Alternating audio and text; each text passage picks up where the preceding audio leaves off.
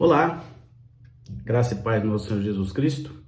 Eu vou fazer hoje um misto de vídeo, que é ensino bíblico, mas ao mesmo tempo sinais de Apocalipse, né? Então, peço sua atenção, presta atenção no conteúdo, se puder comente, se puder compartilhe com alguém que precisa. Essa semana nós fomos surpreendidos aí com mais um pastor e teólogo, autor de vários livros que já certamente você já viu em livraria ou até já leu, fez uma declaração de que que a Bíblia precisa ser reescrita, mais um, e que ele apoia as causas chamadas progressistas ou socialistas ou comunistas, porque esses istas aí acabam sendo uma coisa só. Eu quero começar dizendo o seguinte, né? Se você crê somente naquilo que gosta no Evangelho e rejeita o que você não gosta, não é Evangelho que você crê, mas sim você crê em si mesmo. Muito bem. Quero pegar um texto de 2 Timóteo 3, de 1 a 9, Paulo escrevendo ao seu futuro pastor, ele disse assim, está na Bíblia. Saiba disto, nos últimos dias sobrevirão tempos terríveis. Os homens serão egoístas, avarentos, presunçosos, arrogantes, blasfemos, eu estou lendo aqui, desobedientes aos pais, ingratos, ímpios, sem amor pela família, irreconciliáveis, caluniadores, sem domínio próprio, cruéis, inimigos do bem, traidores, precipitados, soberbos, mais amantes dos prazeres do que amigos de Deus, tendo aparência de piedade, mas negando o seu poder. Afaste-se destes também. São estes os que se introduzem pelas casas e conquistam mulherzinhas sobrecarregadas de pecados, as quais se deixam levar por toda espécie de desejos. Olha aí, hein? Quantos pastores, né, já não passaram por isso aqui, adulteraram, né? Tá aí, tá tudo na Bíblia. Elas estão sempre aprendendo, mas não conseguem nunca chegar ao conhecimento da verdade. Como Janes e Jambres se opuseram a Moisés, esses também resistem à verdade. A mente deles é depravada, são reprovados na fé. Não irão longe, porém, como no caso daqueles, a sua insensatez se tornará evidente a todos. Vou pegar um outro texto ainda de 2 Timóteo 4, verso 3, que diz assim, porque virá um tempo em que não suportarão a sã doutrina, mas tendo comichão nos ouvidos, amontoarão para si doutores, conforme as suas próprias concupiscências. E aí um outro texto que está em 1 Timóteo 4:1, vai dizer assim, mas o Espírito expressamente diz que nos últimos tempos, fim dos tempos, apostatarão alguns da fé, dando ouvidos a espíritos enganadores e a doutrinas de demônios. Presta bem atenção. Tem mais um texto que eu gosto, que é Mateus 16:18, que diz, as portas do inferno não prevalecerão contra a igreja. Colocados todos esses textos aí, eu quero dizer de que o comunismo, disfarçado de progressismo, começou a se infiltrar nas escolas de teologia dos Estados Unidos e foi se alastrando pelo mundo, chegando ao Brasil. No Brasil chegou a Igreja Católica, que também é cristã, na década de 80, né, com uma teologia chamada Teologia da Libertação. Um dos baluartes desse pensamento nos Estados Unidos é Robert Fletcher, que ao final de tudo, depois de fazer um estrago com essas, né, doutrinas, principalmente porque ele era professor de seminário, se tornou um ateísta. Antes dele, teve um outro pregador também, chamado Harry Frederick Ward Jr., da Igreja Metodista Norte-Americana, professor de serviço social na Escola de Teologia da Universidade de Boston até 1919. E aí, lá por volta de 1916, tornou-se professor no Union Theological Seminary, quer dizer, num seminário teológico União. E foi ser professor de ética cristã, veja bem a matéria. E aí, ele foi um dos influenciadores até desse Fletcher e deu, né, ou vendeu, ou colocou de forma bem clara a teologia comunista. Ele, inclusive, se colocava como comunista, né? Várias coisas, escreveu vários artigos, escreveu livro e ajudou a fundar entidades ligadas ao comunismo, né? Aqui, esse movimento no Brasil, já desde a década de 90 e agora mais recentemente, a partir dos anos 2000, influenciou muitos pastores, padres e até teólogos, né?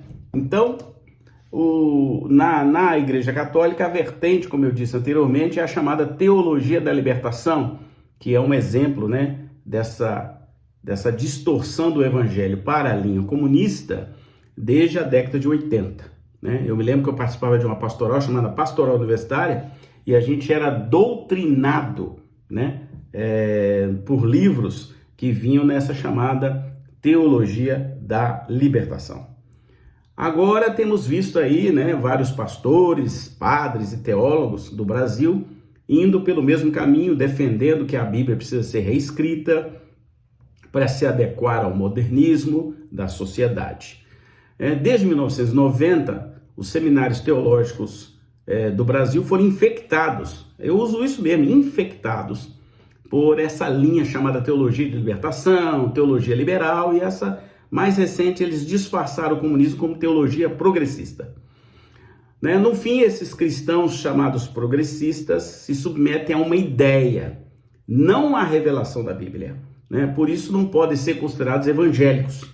São mais próximos do gnosticismo do que do cristianismo. E alguns vão mais para perto do ateísmo do que até de uma visão cristã.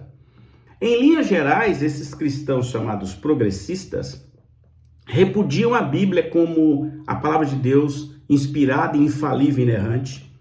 Eles falam de que os ensinos precisam ser reestruturados, né? Eles são bastante críticos a uma série de questões relacionadas a pecados da Bíblia, né? Que, segundo eles, foram escritos para uma sociedade antiga e não para a sociedade atual. E tem lá as dúvidas deles com relação à segunda vinda de Cristo. Bom, ao mesmo tempo, né, esses cristãos chamados progressistas, comunistas ou liberais tornam-se bastante desviadores da fé e da sã doutrina, porque eles defendem pautas de esquerda e até de extrema esquerda, defendendo-as ferrenhamente. O objetivo desse vídeo aqui não é nem fazer política, mas é de colocar o que está acontecendo na igreja brasileira. Então, eles defendem, por exemplo, união homoafetiva e uma redefinição do conceito de família, né, desse conceito de família, a defesa do aborto, a liberalização das drogas, o antissemitismo e o antisionismo em Israel e chamam Israel de um estado terrorista, a divisão, na visão deles, marxista da sociedade em categorias de opressor e oprimido vítima. Isso é bem forte na teologia da libertação. É uma política de identidade que divide a sociedade, né, em dois polos, né? Isso a gente vê muito claro, principalmente no Facebook, no WhatsApp, as guerras são ferrenhas. É a crença de que todos os homens brancos que são responsáveis pela opressão branca e que o opressor, né, todo aquele que oprime essa classe está trabalhando em favor do anticristo. Satanizam, né, os opressores, os brancos, os ricos, né, de que eles têm que pagar porque estão pecando, né, em relação a essa opressão sobre as classes mais oprimidas, mais pobres. Eles não concordam e chamam, inclusive, de fascista, homofóbico, racista, misógino e vai por aí afora, né? A gente vê que quando você coloca qualquer coisa e eles discordam, você é taxado disso. A fé deles é que o Estado é controlador e que precisa estar sob o domínio de um partido político que este, por sua vez, deve moldar e controlar a sociedade civil, levando-a a uma situação de paz social, na visão deles, com um Estado forte que controla tudo. Bom, este é o evangelho que essa linha chamada progressista tem para oferecer. Eu quero trazer um outro texto bíblico Está lá em Gálatas 1, de 8 a 9, vai dizer assim: mas ainda que nós, ou um anjo dos céus, pregue um evangelho diferente daquele que lhes pregamos, que seja amaldiçoado. Como já dissemos agora, e agora repito, se alguém lhes anuncia um evangelho diferente daquele que já receberam, que seja amaldiçoado. Está lá em Gálatas. É Paulo escrevendo à igreja da Galácia, capítulo 1, versos 8 e 9. Você mesmo tire suas conclusões aí. Então, a melhor maneira de destruir o evangelho é produzir um evangelho que não é evangelho.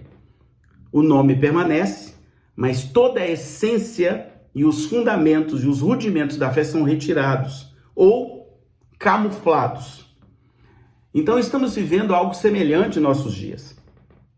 São instituições, eventos, igrejas, líderes, teólogos e religiosos que, misturando um pouco do cristianismo dentro de uma sopa misturada com liberalismo teológico, ecumenismo, marxismo, neomarxismo, progressismo, procura identificar este com o verdadeiro evangelho, o que definitivamente não é. Então, nós que somos discordantes disso, aí passamos a ser taxados de fundamentalistas, ignorantes, né? Que nós estamos atrapalhando o progresso, que eles são progressistas da sociedade, da humanidade, né? Porque a palavra progressista, para eles, é o disfarce que eles encontram para camuflar, essa é a palavra mesmo, camuflar as ideias e as ideologias humanas fora da Bíblia e até mesmo anticristãs, né? Quem se opõe a este progressismo é criminalizado, seja na internet, seja aqui no YouTube, seja onde for, né? E muitas vezes não recebe carinho deles, né? Muito pelo contrário, são ataques, né? Então, eu continuo dizendo que para mim a Bíblia é a única regra de fé e prática e que ela é infalível e inerrante, tá? Então, qualquer coisa fora disso eu não creio. Então, quero dizer que no fim esses chamados cristãos progressistas, defensores desse progressismo, estão se submetendo a uma ideia humana, não à revelação da palavra, né? Então, Paulo escreveu a Tito: tu, porém, fala o que convém à sã doutrina. Ele ensinando um outro pupilo dele, está lá em Tito 2:1, manda ele ensinar a sã doutrina. Ao dar esta ordem, né, porque acaba sendo uma ordem, Paulo nos ensina sobre o que a igreja deve falar. A igreja deve falar sobre a sã doutrina, e isso é uma responsabilidade nossa enquanto líderes de igreja, né? Ela deve ser conhecida por isso, por pregar a verdade do evangelho. A sã doutrina é a voz da verdadeira igreja. É por isso que ela está neste mundo, né? E é para isso também. Pedro escreveu que a igreja é propriedade exclusiva de Deus a fim de proclamar as virtudes daquele que a chamou das trevas para a sua maravilhosa luz.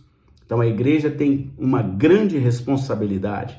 São razões mais do que importantes para não fugirmos da igreja, né? Não podemos nos contentar com menos do que a pregação genuína e autêntica da palavra de Deus.